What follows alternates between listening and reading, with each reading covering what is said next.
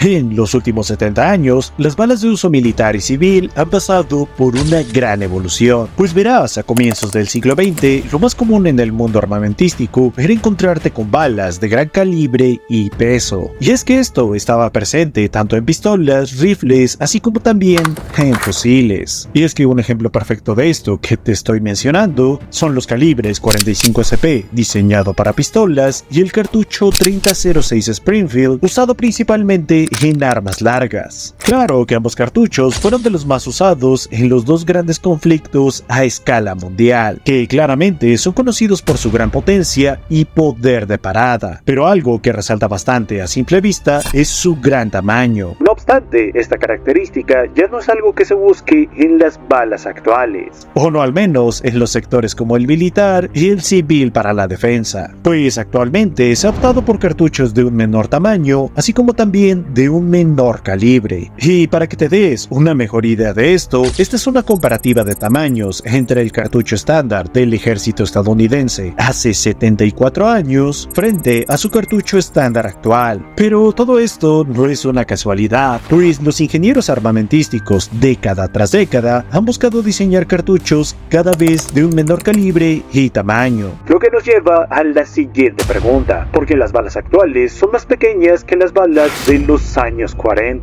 Bien, pues no te preocupes porque estás a punto de saberlo. Sin nada más que agregar, comencemos. Mi nombre es Philip y ya lo sabes, estás en NIS Army.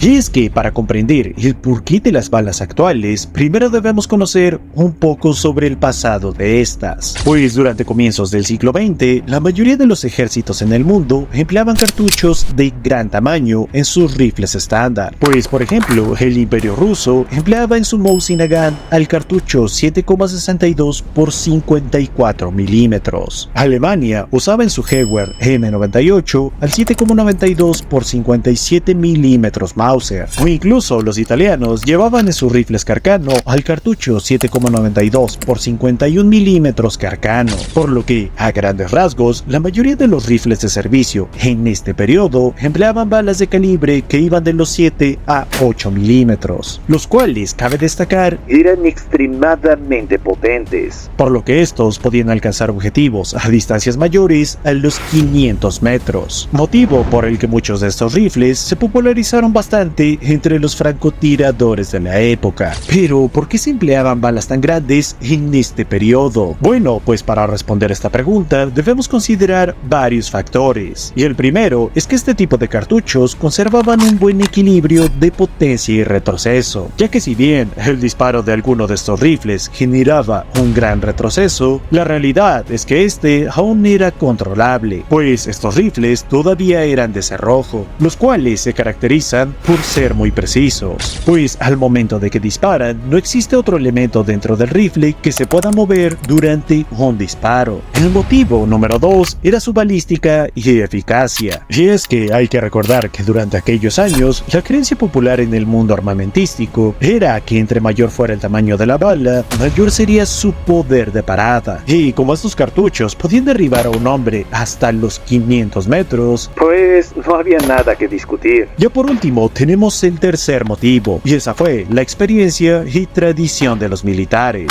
los cuales en conflictos anteriores habían empleado ya estos cartuchos, por lo que su uso durante la Primera Guerra Mundial se consideraba como una opción eficaz y fiable, pero esto no duraría mucho.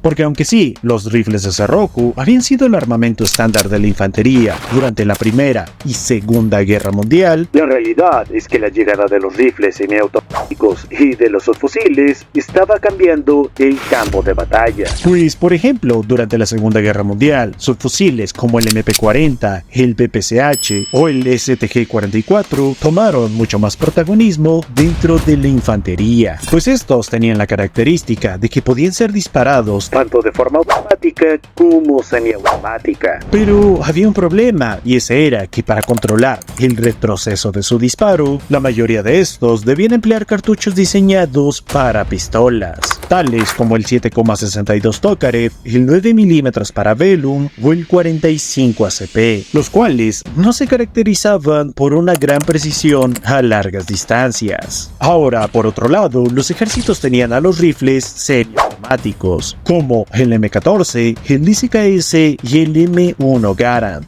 que si bien eran precisos, así como también muy potentes, la verdad es que el retroceso de los cartuchos que empleaban eran poco controlables en disparos automáticos, por lo que las potencias aliadas, al finalizar la Segunda Guerra Mundial, encontrarían una respuesta a este problema, y esa fue el cartucho alemán 7,92 por 33 mm Kurz, el cual unía la brecha entre los tradicionales rifles de infantería y los subfusiles de corto alcance, y que además ya había sido empleado exitosamente en el subfusil STG-44, siendo este claramente el primer cartucho de tamaño intermedio exitoso en el mundo, y del cual las potencias aliadas se basarían para el desarrollo de sus nuevos cartuchos estándar de tamaño intermedio. Pues por ejemplo, la Unión Soviética desarrollaría su tan popular cartucho el 7,62 por 39 mm, y la OTAN desarrollaría a su tan afamado cartucho 5,56 por 45 mm,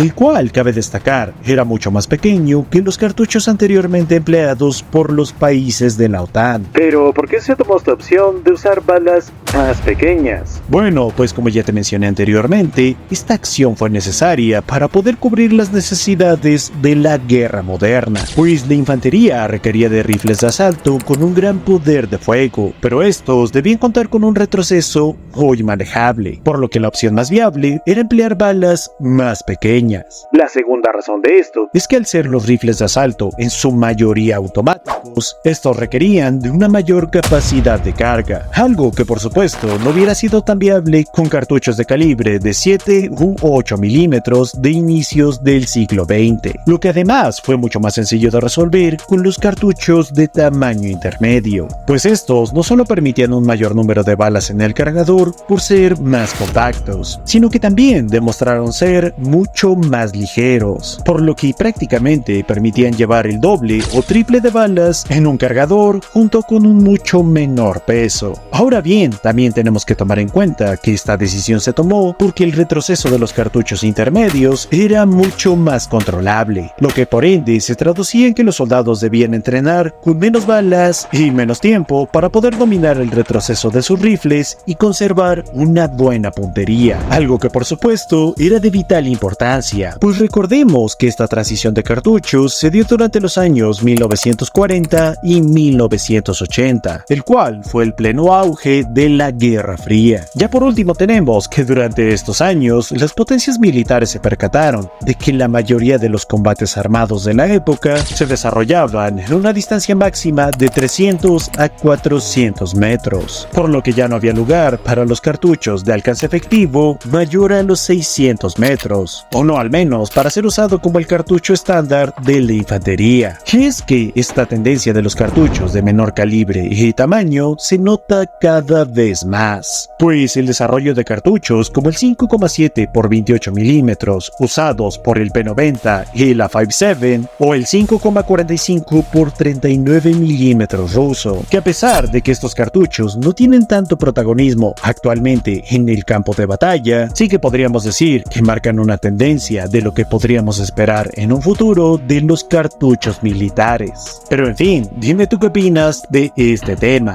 te leo en los comentarios. Esto ha sido todo por mi parte. Si el video te gustó, no olvides dejarnos tu like y suscribirte a nuestro canal activando tu campana de notificaciones para no perderte ningún video nuevo. Gracias por ver, mi nombre es Philip y ya lo sabes, esto fue MIS Army.